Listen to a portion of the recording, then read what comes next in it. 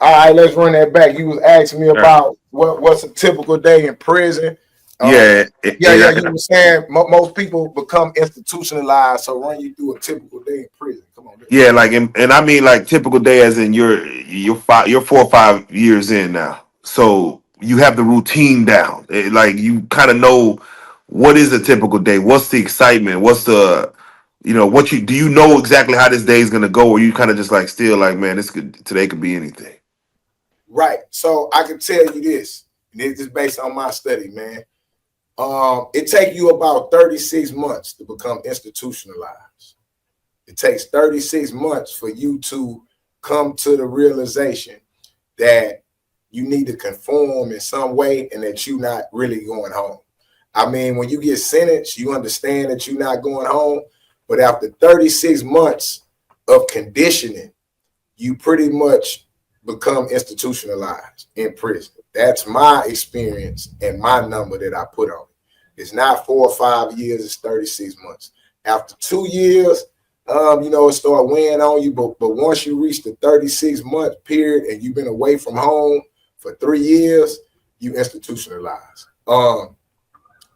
A typical day for me in prison, when I was in prison, I didn't have typical days. I was on high security. I did most of my time with the fuck ups, right? So we will wake up and work every day, most of the time, 2 times a day. Once we come back in for work, we get an hour rec. We get an hour day room time.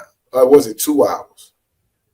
Yeah, I think I was on closed custody. It was an hour. On medium custody, it was 2 hours. 2 hours day room, 2 hours rec. So I was in between closed custody and medium custody, high security. So that's what a day would be like. I mean, we would go to work, and then the politics of the on the block when we not at work. I mean, we just running different politics, meaning like you got gang politics going on. Some people trying to see what guard working is that day because that dictates how the day gonna go. Do you got a police ass officer? Is it a chick working? Back then they had 3 shifts. You had a morning shift, a day shift, and a night shift. They definitely don't have that shit no more. But back then you had 3 shifts. You wanted to see who was working. You want to get somebody cool. That way you could do pretty much whatever trafficking and trading you need to do. Or you want to get a hoe. That way you could kind of, jack off or holler at the bitch or do different things like that. It really depended on who worked. That's how the day went. We woke up, we worked, we looked to see who was working for the day, and then we went to running our politics. Yeah, like who knew on the block? Do we got to get checked? Who taking this? Who taking that? Yeah, we start running the politics that govern our block or the wing that we was on. Now, you did state time to where they always say the feds and state is different. Right. What is technically the politics in prison? Like, is it? I know the rules could change every day, but for during your time, what were the politics like as far as new inmates, the way to trade? I mean, what were politics that were set in place at the time?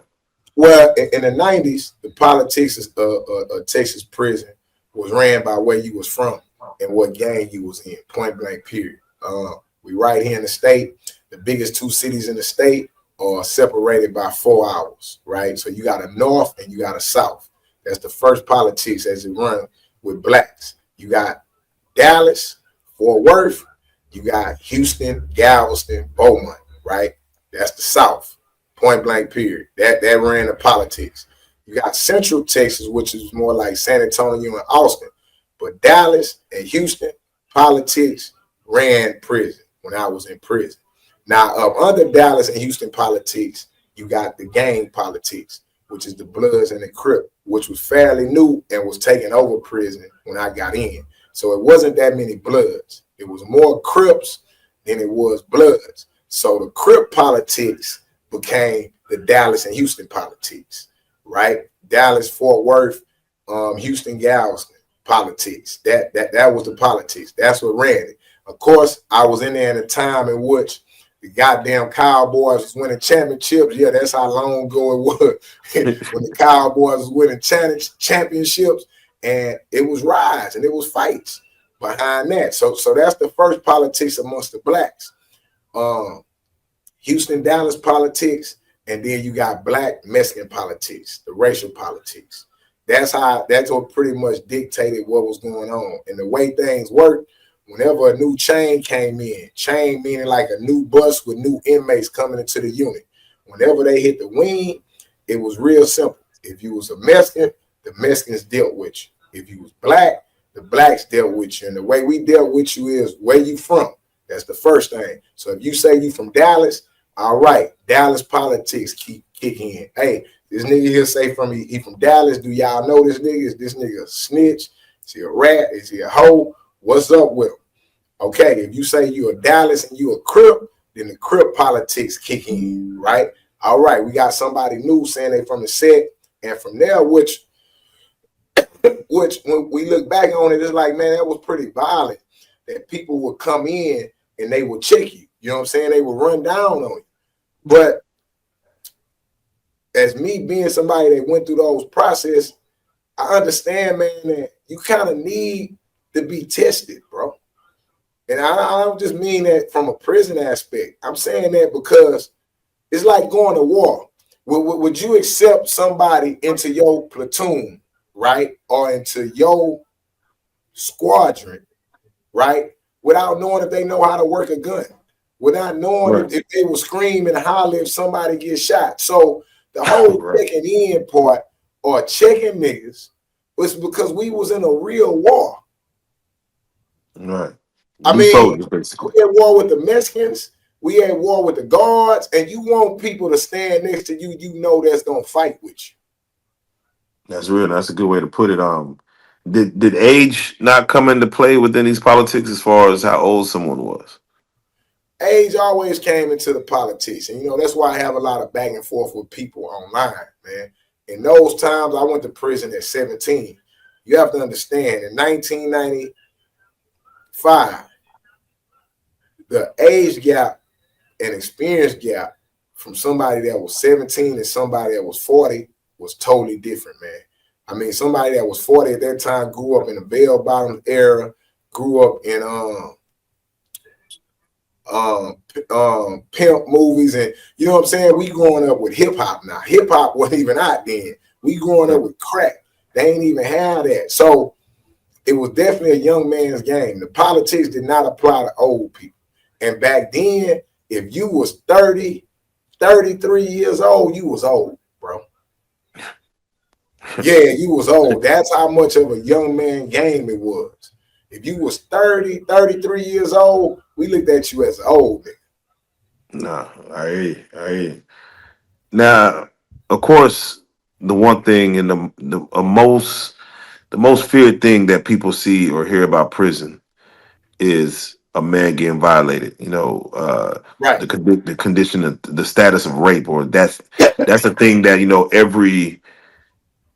I want to say every man or every woman who has a man, when this man goes, they be like, man, protect your manhood. Like, please don't come out getting turned out in there. How often was that something that happened? Is that something that spoke on? Is that like something where you won't see it every day, but you know what's happening? Or did you have to like see that? And how often was it seen? Now, it's funny you asked that because we get online, and I know on your other program, y'all had a guy that talked about his experience of that, right? And I thought that was real, right? Because you get online and you get all the prison stories, right? But you never get the prison stories about the person that got took advantage of, and you never hear from the person that takes advantage of people, right? Yeah. We get like a Fleece Johnson or whatever, and he's more, it's more entertainment than it is real. And I'm saying that not to discredit him. I'm saying that because you being somebody that hasn't been to prison, and you trying to understand what actually goes on and what went on in there and what's the mentality. And here's the honest truth.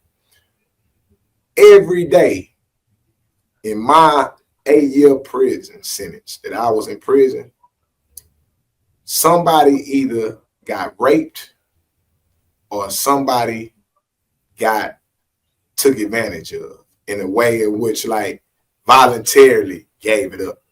I mean, that's just what it is. Now, people don't come on here and speak on the homosexuality that goes on in prison. But when I was in prison, it was so much of a thing, and it was so acceptable to where you had what we call punk wings. You know, they don't even have that in prison no more. You have like, this is why people like you never went to prison. You would look down on somebody that's in PC. You would hear the word PC and it's looked down upon. Why is PC looked down upon? Because when I was in prison, to be on PC, you had to be a snitch or you had to be a punk. That's it. Meaning like you couldn't walk amongst general population because either them niggas gonna fuck on you or they gonna beat you up every day. So you gotta catch PC, right? So you could do your time without being violated. Now that done changed now. You know, it's not like that now. But before the Safe Prison Act that was enacted in Texas in 2003, PC was frowned upon for those two reasons. Because people was definitely getting fucked all the time. And it goes back to you asking me, how does prison break you? That's one of the ways that it breaks you.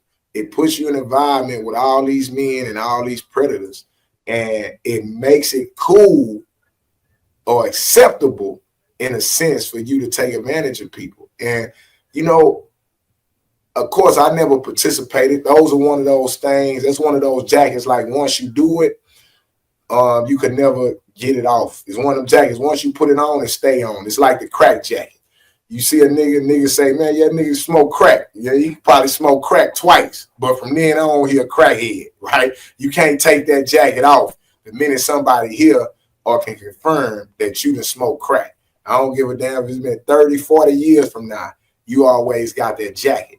So it seems like prison, is it a situation where were men trying to do that in secret, like, and not let people know? Because it seems like the walls is kind of small in there. Like, now, I mean, some people try to do it discreetly, but it's overstood that it's done. You know, it's overstood that it's done. And the thing is this. It is not so much as like how we see, what's that movie?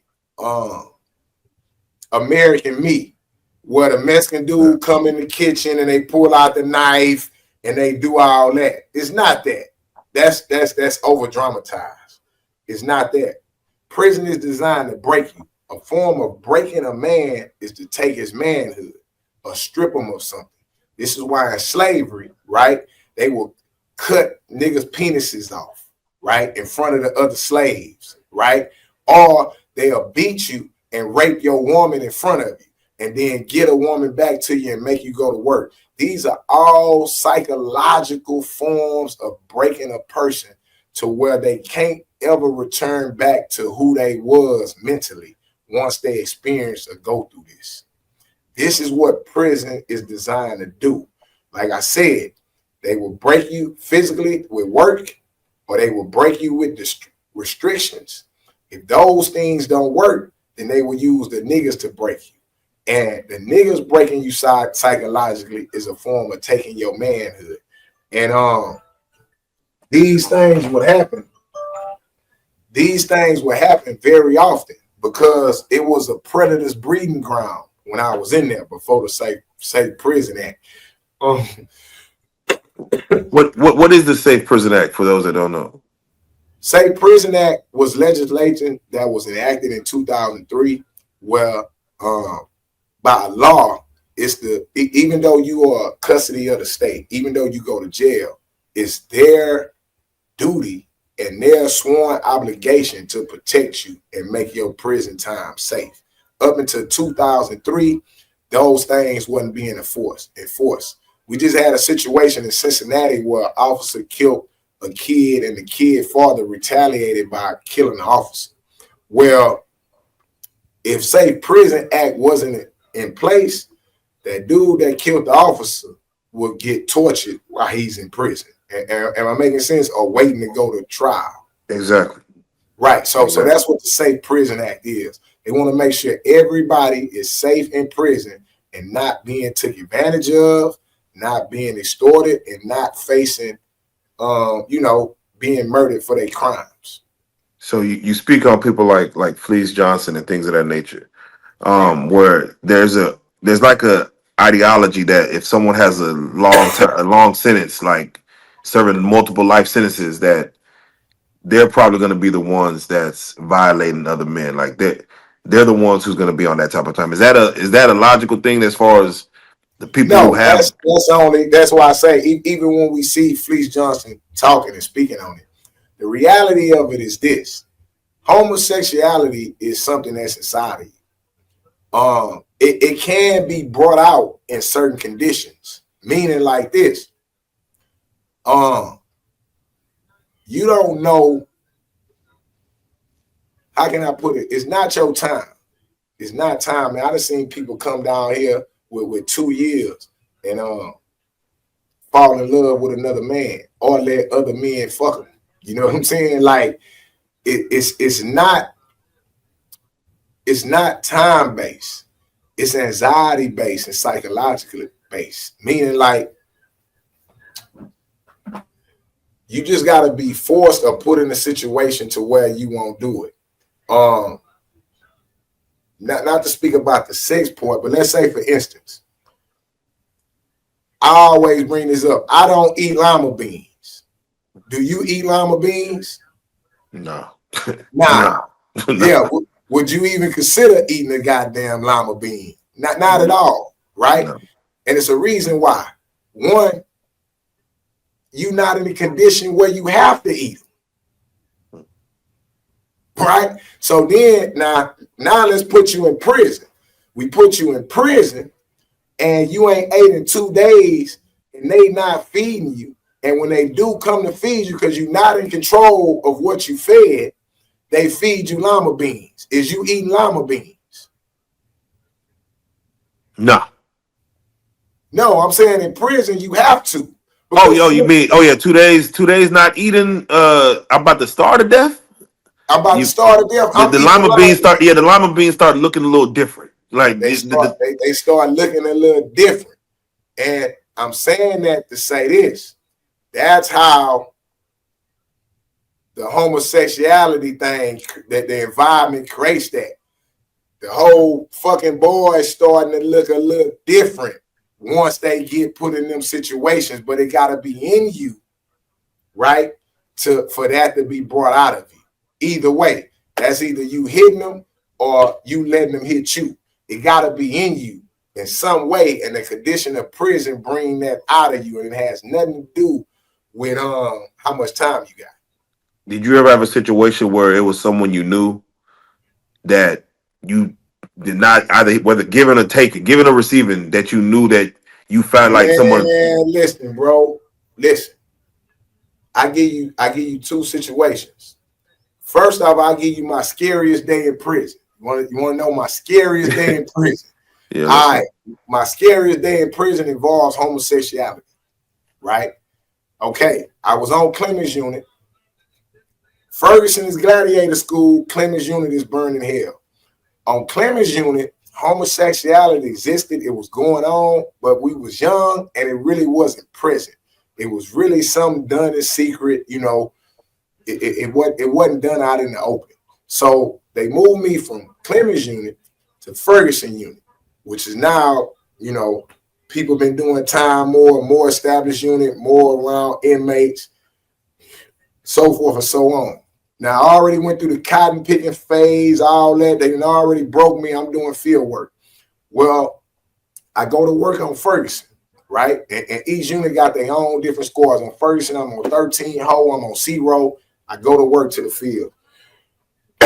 One of them days where I'm working, and I've probably been on Ferguson a week, but it's one of them days where it was a tough day for me in the fields. Every day ain't a good day. It was a tough day. So I decided the next day I'm going to not go.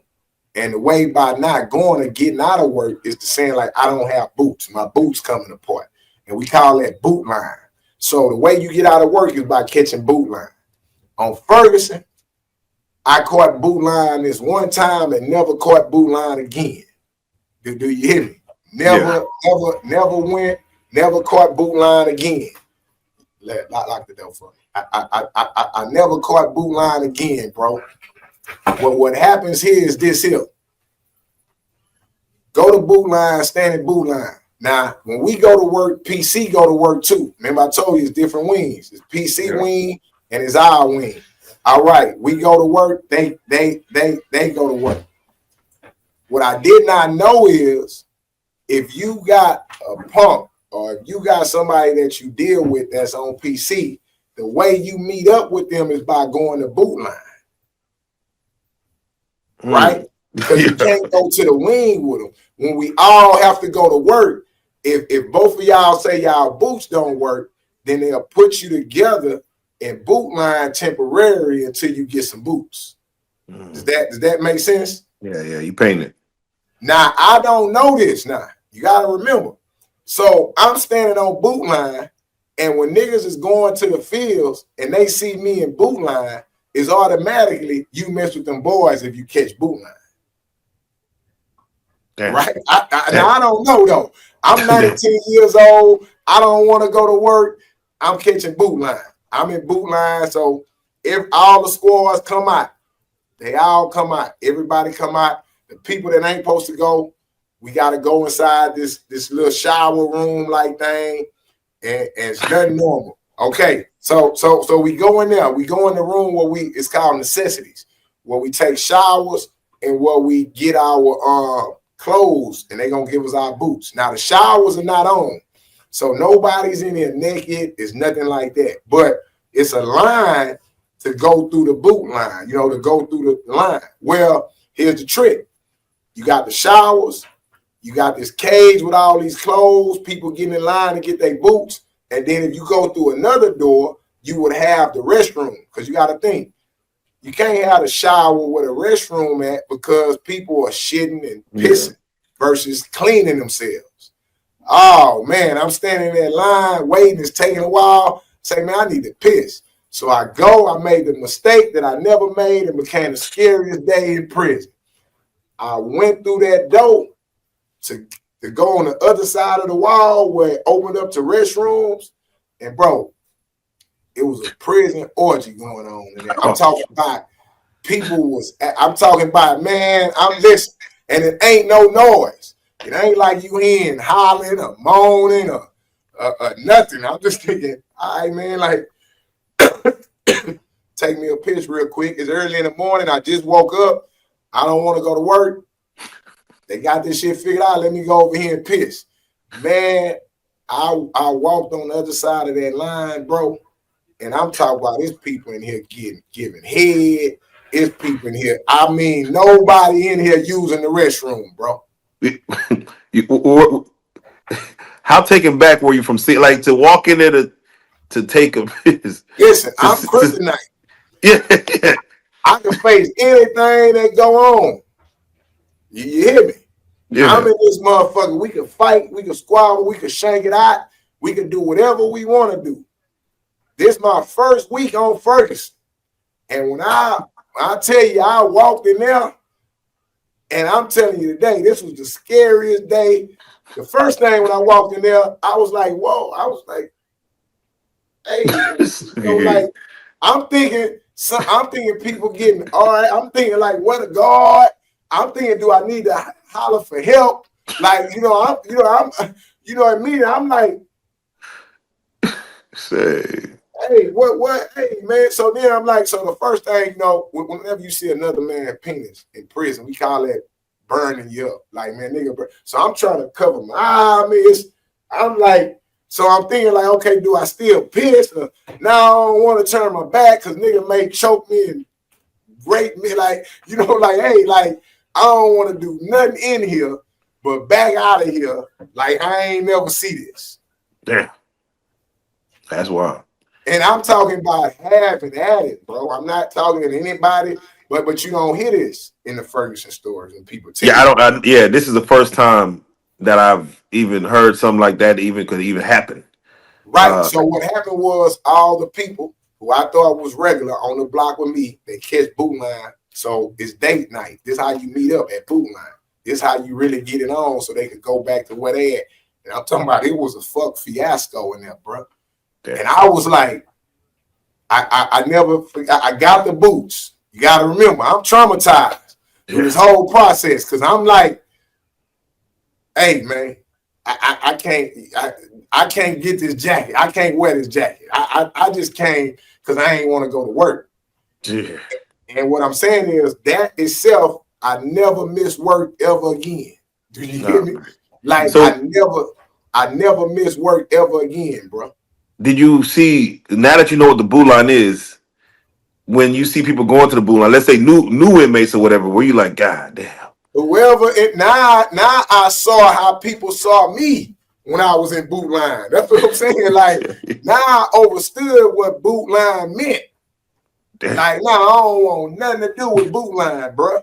I don't want nowhere. Again, so in your question you asked me, did I see this? And I saw people that was on the block with me doing this. You gotta remember I've been here a week. So I don't even know these people enough to know that. But I'm like, whoa. So I remember coming back. My cellie came back from working in the fields. Yes, he's from Fifth Ward. I say, hey, bro, why you ain't tell me about boot line? Oh, man, you caught the boot line. That's where you went. You went to boot line. Now I don't go to boot line, bro. I was like, hey, man, you ain't never got to worry about me going. Look, I was still a nigga boots before I goddamn me go over there and get in that goddamn line again. Do you hear me? So that was the scariest day I ever experienced in prison on Ferguson. If you ever interview anybody else from Ferguson unit, ask them about boot line because they scared to tell you about it. I'm here to tell you that's your line that you need to ask them. Yeah. The other thing I had a dude that I used to play basketball with, man. Me and him used to hoop when you asked about the secrecy of it. Yeah. Me and him used to hoop. And because the punks at the time didn't live directly on the wing with us, right? You know, some niggas could keep it secret. Now you will hear about it, but some niggas could keep it secret. But a lot of this would go on at night.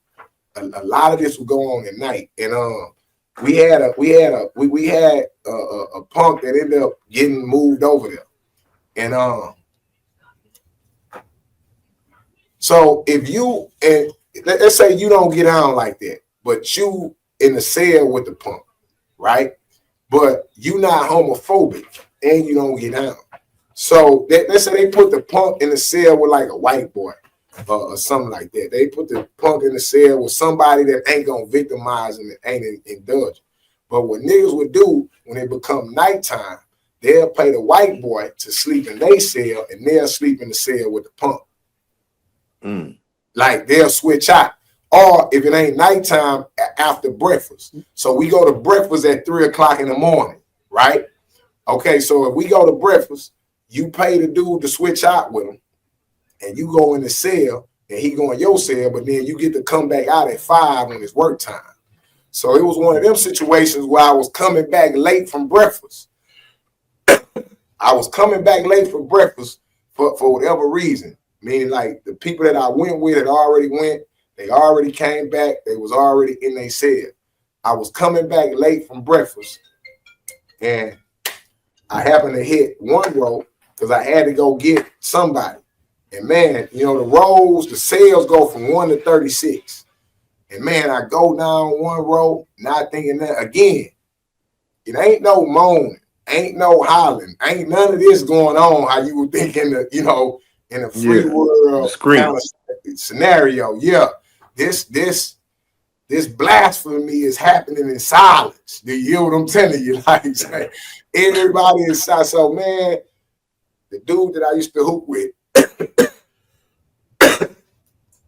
I walked down that motherfucking run, man, and I mean he in there giving this boy the blues, man. And me and him locked eyes. I was like, oh. And, you know, I went out my way, but I saw what I saw. You know what I'm saying? To where I was supposed to go past his cell, past the cell to get something. I never made it. I never delivered what I needed delivered. You know what I'm saying? Yeah. So, yeah, I ended up coming back the other way. And this was a cool dude, man. This was a brother. And if you see today, you don't know, you wouldn't even, and I knew then, man, that prison, those two situations, let me know that prison is a very wicked psychological place that break a lot of black men, man. I mean, it breaks them. It put us in the condition where we end up liking lima beans or we end up liking ass, man. Man, it's crazy. It's crazy because you got to see that man again. Like, does he like bring up like the object? Is just y'all No, don't so speak on it? Here it is. He come out. You know, we got to go to work. We got to play basketball together later, right? Rule number one in prison, man.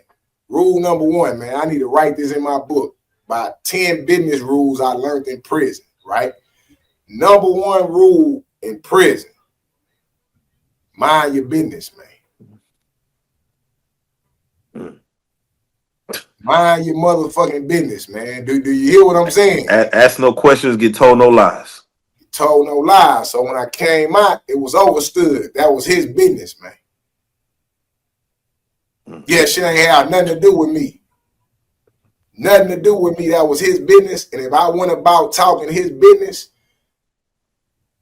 then he may have to deal with that. Me and him would have had some problems. I don't know if I'm making any sense here. Yeah, you make loud and clear. Loud and clear. That was his business. So now it wasn't no discussion about his business at all.